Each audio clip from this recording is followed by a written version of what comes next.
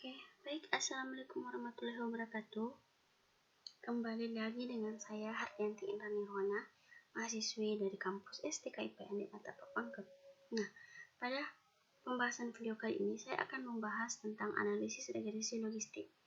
Nah, di sini saya akan menjelaskan analisis regresi logistik bagian pertama, dan untuk bagian kedua akan dilanjutkan oleh teman saya, yaitu Saudari Citra.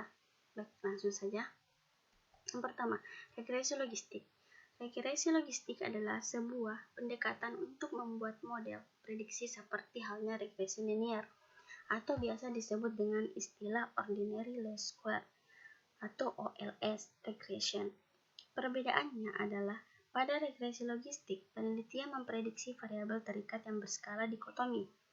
Skala dikotomi yang dimaksud adalah skala data nominal dengan dua kategori, misalnya iya dan tidak, baik dan buruk, atau tinggi dan rendah. Selanjutnya, regresi logistik, jika kita lihat dari variabel hubungan X, regresi logistik jika kita lihat hubungan antara variabel terikat ya dengan bebas X itu tidak linear, sehingga metode OLS tidak dapat kita lakukan karena akan melanggar asumsi. Nah, pelanggaran asumsinya itu adalah error tidak normal, ragam tidak homogen, dan nilai dugaan Y melebihi rentang 0 sampai 1.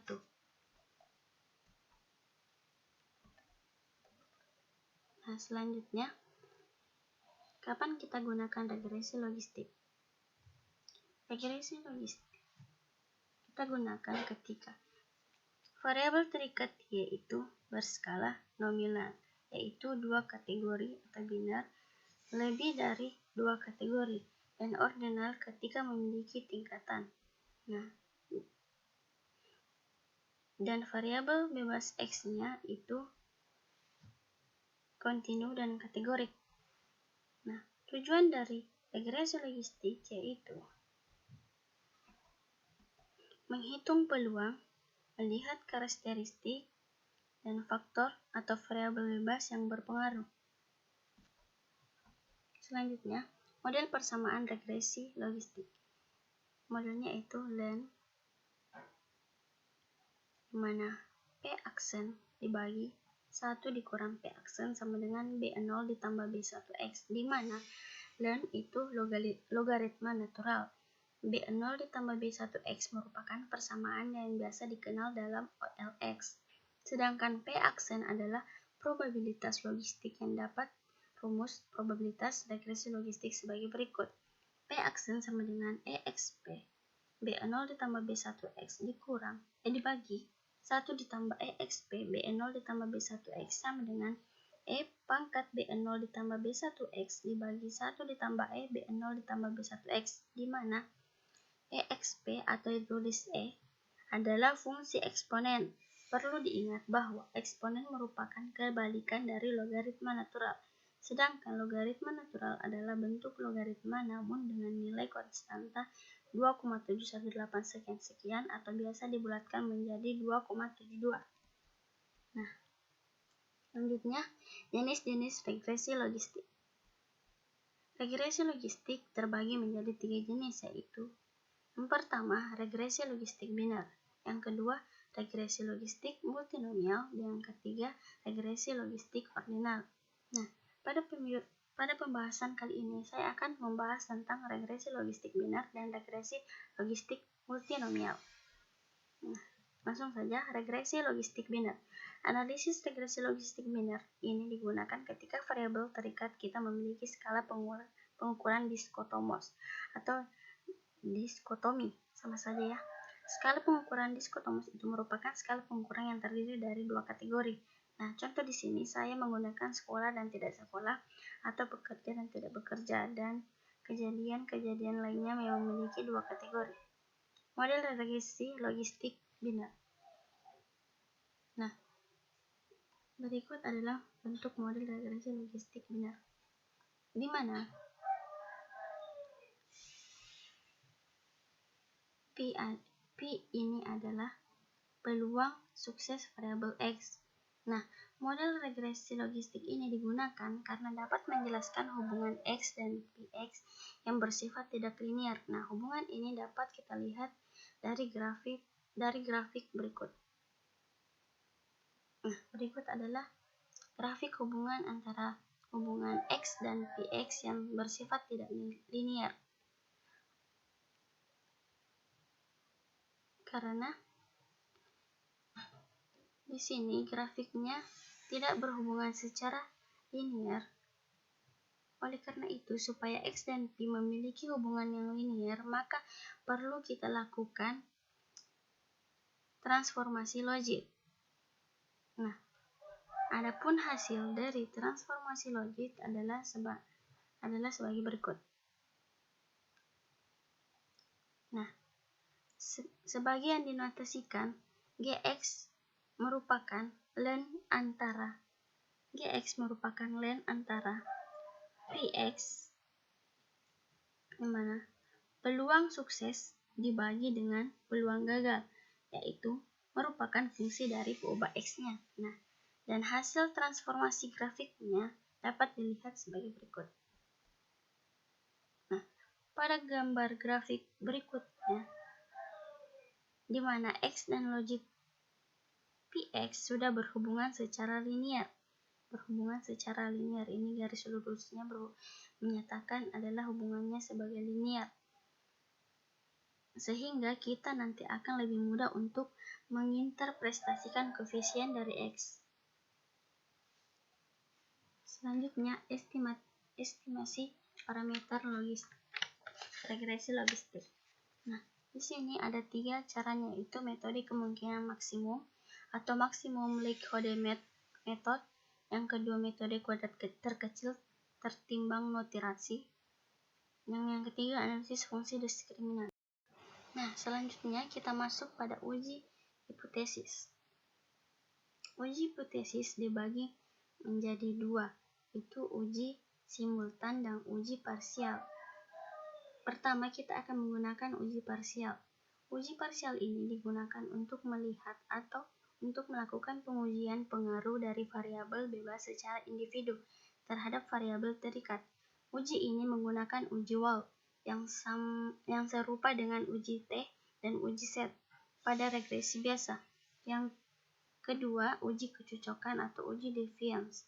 Nah, untuk uji parsial, hipotesis yang kita gunakan adalah sebagai berikut. H0 beta duga I itu sama dengan 0.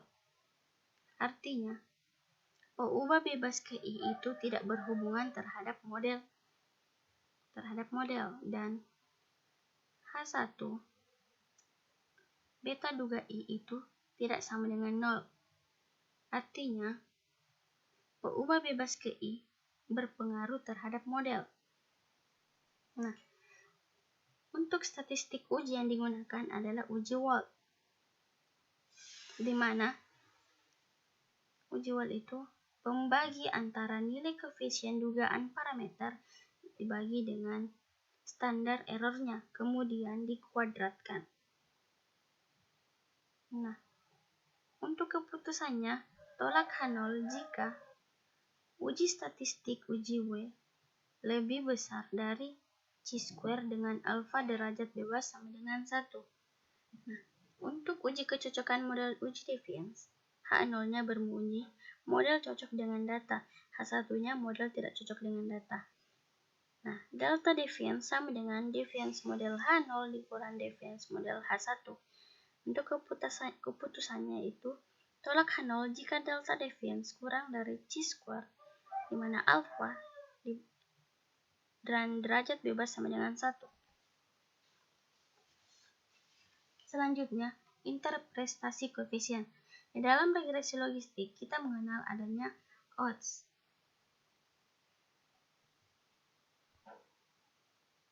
Nah, pengertian odds itu adalah peluang suatu kejadian dibandingkan dengan peluang kejadian yang lainnya. Nah, odds dapat dituliskan sebagai berikut. Odds sama dengan PI dibagi 1 dikurang PI, di mana PI itu adalah peluang sukses terjadinya peristiwa Y sama dengan 1. Dan 1 dikurang PI adalah peluang gagal terjadinya peristiwa Y sama dengan 0. Nah, sebagai contohnya, kita memiliki dua kejadian, yaitu kejadian A dan kejadian B. Nah, di mana kejadian A adalah peluang kategori sukses untuk individu A ke I, dan odds-nya dapat dituliskan peluang sukses kejadian A dibagi dengan peluang gagal pada kejadian A. Nah, untuk B, dengan cara yang sama, peluang sukses pada kejadian B dibagi dengan peluang gagal pada kejadian B. Nah, sehingga dari dua kejadian ini dapat kita hitung odds ratio. Nah, odds ratio adalah perbandingan nilai odds pada dua individu.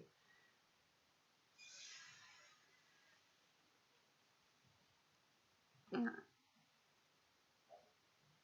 odds ratio dapat dinotasikan sebagai nilai odds kejadian A dibagi dengan nilai odds kejadian B.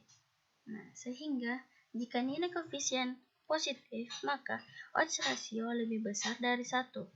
Sedangkan jika koefisien positif, maka nilai odds rasio kurang dari 1. Nah, langsung saja contoh kasus. Kasus pengaruh pendapatan per kapita, tingkat pendidikan, dan status pekerjaan terhadap status gizi masyarakat Kota Surakarta. Nah, untuk variabel terikat Y di sini yang saya gunakan adalah status gizi, di mana Y sama dengan 0 adalah gizi kurang, Y sama dengan 1 adalah gizi normal, Y sama dengan 2 adalah gizi berlebih. Dan untuk variabel terikat X, pendapatan per kapita itu adalah X1, tingkat pendidikan adalah X2, di mana 0 sama dengan tidak sekolah, 1 sama dengan SD, 2 sama dengan SMP, 3 sama dengan SMA, 4 sama dengan perguruan tinggi. Dan status pekerjaan adalah X3, di mana 0 tidak bekerja, 1 sama dengan buruh, 2 sama dengan wira swasta, 3 sama dengan swasta, dan 4 adalah PNS. Nah, berikut adalah data dari contoh kasus yang saya jelaskan tadi. Datanya sebanyak 40 sampel. Nah, selanjutnya, langkah pertama adalah pembentukan variabel rancangan. Pembentukan variabel rancangan dilakukan karena variabel prediktor yang digunakan ada yang bersifat kategorik. Pembentukan variabel rancangan dilakukan pada variabel X2 dan X3, yaitu variabel pendidikan dan pekerjaan yang tadi karena kategorinya ada 5. Sehingga variabel yang memiliki kategori berjumlah D membutuhkan variabel rancangan sebanyak D dikurang 1 pada variabel X2. Karena terdiri dari 5 kategori, dibutuhkan 4 variabel rancangan. Keempat variabel rancangan tersebut adalah X2 pangkat 1, X2 pangkat 2, X2 pangkat 3, dan X2 pangkat 4 dengan X2 kategori 0 sebagai acuan. Sedangkan pada variabel X3 juga dibutuhkan 4 variabel rancangan, yaitu X3 pangkat 1, X3 pangkat 2, X3 pangkat 3, dan X3 pangkat 4 dengan X3 kategori sebagai acuan.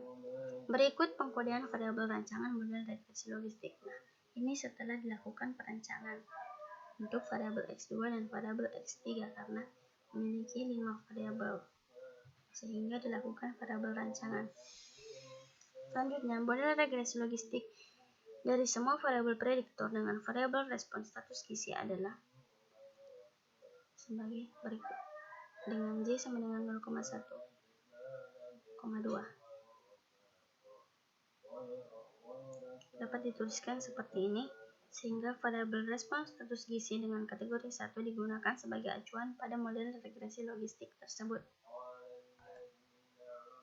Langkah kedua adalah mencari taksiran parameter dari model parameter yang ditaksirkan adalah parameter pada. Karena nilai respon dan kategori 1 digunakan sebagai acuan, metode maksimum likelihood diterapkan untuk menafsirkan parameter regresi logistik. Diperlukan metode komputasi khusus, yaitu metode iterasi untuk menempatkan taksiran pada metode maksimum likelihood. Nah, berikut taksiran parameter dari kasus Status gizi diperlihatkan oleh tabel di samping. Ini adalah tabelnya. Nilai taksiran, standar error, dan Walchicks. Nah, selanjutnya, setelah diperoleh taksiran parameter, langkah ketiga yaitu melakukan uji signifikansi parameter model regresi logistik. Uji signifikansi terdiri dari dua tahap, yaitu uji signifikansi parameter model secara bersama dan uji signifikansi parameter model secara terpisah. Uji signifikansi parameter model secara bersama dilakukan dengan uji rasio likelihood. Uji rasio likelihood digunakan untuk mengetahui apakah ada variabel prediktor yang berpengaruh pada model. Uji rasio likelihood G didefinisikan sebagai G sama dengan minus 2, di mana L0 dikurang L1, dengan L0 adalah log likelihood dari model tanpa variabel prediktor, sedangkan L1 adalah log likelihood dari model dengan P variabel prediktor. Statistik uji rasio likelihood G berdistribusi chi-square dengan derajat bebas 18. Nah, uji hipotesisnya adalah sebagai berikut. Bisa kalian lihat sendiri di sini. Sudah saya tuliskan uji hipotesisnya. Nah, selanjutnya dilakukan uji signifikansi parameter model secara terpisah karena terdapat variabel prediktor yang berpengaruh pada model. Digunakan uji Walchicks square untuk menguji signifikansi parameter model secara terpisah. Uji Walchicks square digunakan untuk mengetahui variabel prediktor pengaruh pada model. Nah, statistik uji Walchicks square dirumuskan dengan W sama dengan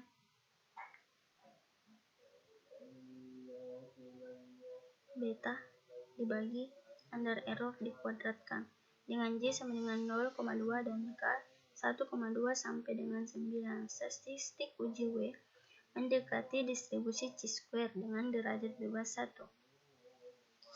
Selanjutnya dilakukan pembentukan model dari langkah kedua. Model regresi logistik minernya adalah seperti ini.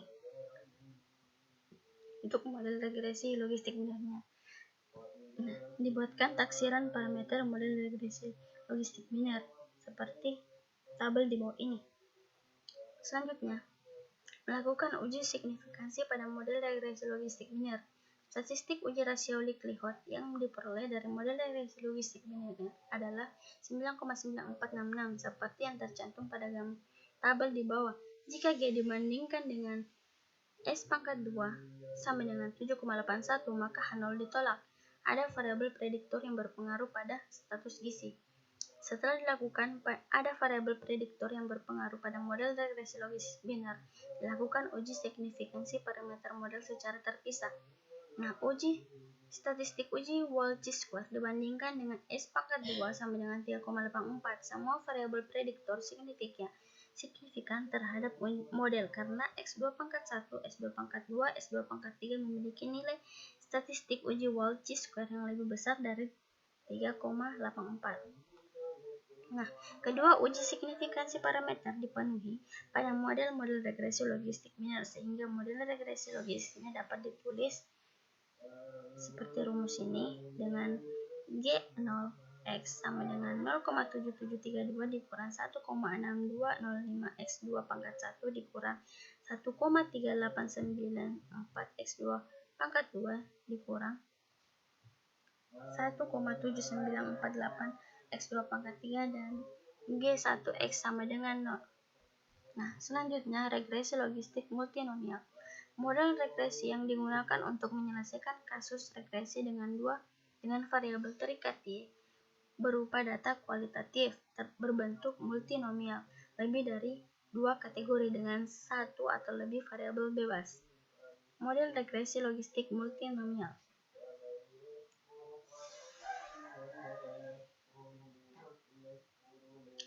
Model regresi multinomial kita dapat tuliskan sebagai berikut, seperti ini. Kemudian model ini kita jabarkan menjadi seperti model di bawah ini.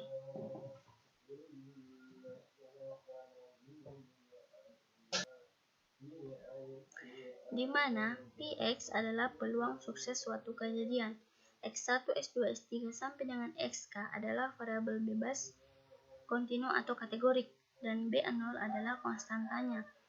Dan beta 1, beta 2 sampai dengan beta k adalah parameter koefisien regresi. Selanjutnya,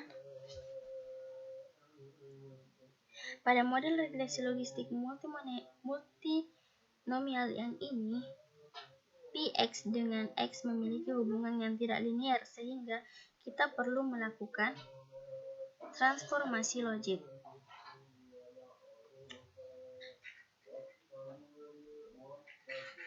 Nah, nilai transformasi logik adalah sebagai berikut,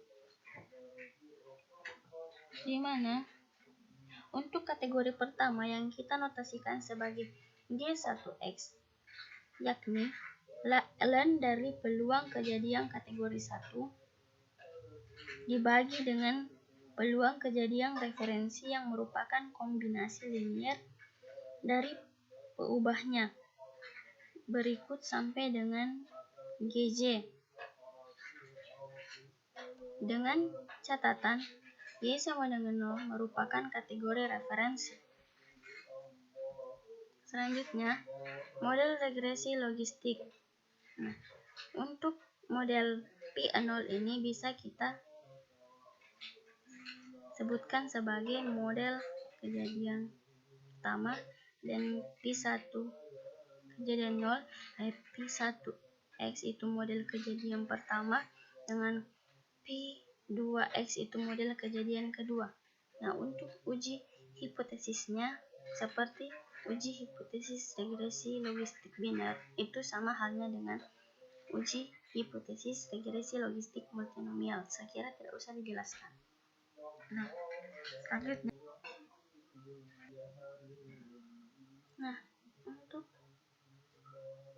untuk melakukan uji regresi logistik multinomial, saya menggunakan bantuan aplikasi Swantat.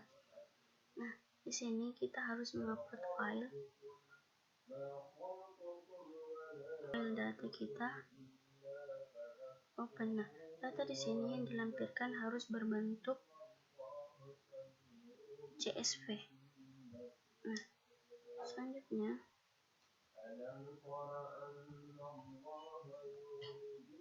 kita pilih, ketika tulisannya upload complete, kita pilih upload data, lalu centang string as factor, lalu pilih comma.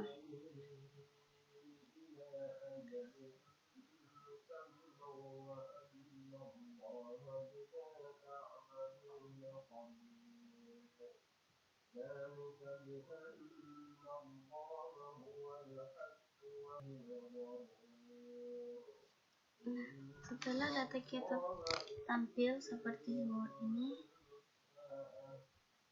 maka selanjutnya kita pilih regression, lalu pilih logistik, lalu kita masukkan variabel dependennya yaitu Y, dan variabel independennya yaitu X1, X2, dan X3, lalu kita pilih multinom, lalu centang data, lalu kita run. Setelah kita run, kita akan melihat hasil outputnya. Nah, hasil outputnya di sini. Nah, yang kita lihat itu yang ini, interceptnya, dan tabel score table, set score table, tabel v-value table, dan odds ratio dari ketiga variabel independennya. Nah, selanjutnya setelah kita melakukan analisis menggunakan Swantat, maka interpretasi model dan OR logik untuk P1 dibagi P1, interceptnya itu 1,976, itu didapat dari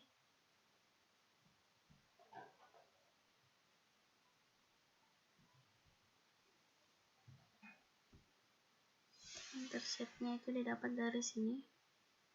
Untuk peluang kejadian P1. Nah, ini untuk P1-nya, ini S2, S3 kita masukkan ke dalam tabel seperti ini. Dan untuk nilai odds ratio-nya kita lihat di bawah. Odds ratio untuk S1, S2, S3 itu kita masukkan lagi ke dalam tabel. Nah, setelah itu model legit untuk kategori 1 yaitu gizi normal, di mana ln P1 dibagi P1 sama dengan beta 0,1 ditambah beta 1 X1 pangkat 2 ditambah beta 1 X2 S1 pangkat 2 ditambah B1 X1 pangkat 3. Nah, kita tinggal masukkan nilai-nilai dari rumus ini, sehingga odds ratio untuk pendapatan yaitu 0,998 dan untuk nilai rasio untuk pendidikan itu 0,7234 dan untuk nilai rasio untuk pekerjaan itu 1,06. Nah, untuk mendapatkan nilai rasio dari ini kita tinggal pakai kalkulator biasa. Kita pilih E, lalu kita pangkatkan dan kita masukkan nilai dari ini beta 1x1 pangkat 1 sehingga menghasilkan nilai odds rasionya 0,998. Begitu dengan seterusnya. Nah, artinya jika dilihat dari ketiga nilai odds ratio menyatakan bahwa pada pendapatan per kapita dan tingkat pendidikan terjadi kasus gizi tidak normal. Sedangkan untuk tingkat pekerjaan menyatakan bahwa gizi seorang responden adalah bergizi normal, yaitu 1,06 kali lebih besar dibandingkan yang bergizi tidak normal. Nah, untuk model logit untuk kategori 2 yaitu gizi berlebih, seperti rumusnya model logit untuk kategori 1. Begini, kita tinggal ganti P2 dibagi 1 dan B0,2 beta 2 X2 pangkat 1 tambah beta 2 X2 pangkat 2 ditambah beta 2 X2 pangkat 3. Nah, kita tinggal masukkan nilai semua pada rumus sehingga kita menghasilkan rasio untuk modal pendapatan itu 1,001 dan rasio untuk pendidikan itu 0,448 dan nilai rasio untuk pekerjaan itu 0,9215. Artinya, jika dilihat dari ketiga nilai odds rasio menyatakan bahwa pada pendapatan per kapita terjadi kasus gizi berlebihan, yaitu 1,001 kali lebih besar dibandingkan yang tidak bergizi normal. Sedangkan untuk tingkat pendidikan dan pekerjaan menyatakan bahwa gizi seorang responden adalah bergizi tidak normal. Selanjutnya, kebaikan model. Nah, pada analisis tadi kita dapat nilai akurasinya itu 0,6098. Artinya setiap kelompok bisa diprediksi dengan tepat, yaitu 0,98%. Nah, sekian dari video pembahasan kali ini. Kurang dan lebihnya mohon dimaafkan apabila terjadi pengucapan kata yang tidak saya sengaja, mohon dimaafkan. Wabillahi wal taufiq wal hidayah. Assalamualaikum warahmatullahi wabarakatuh.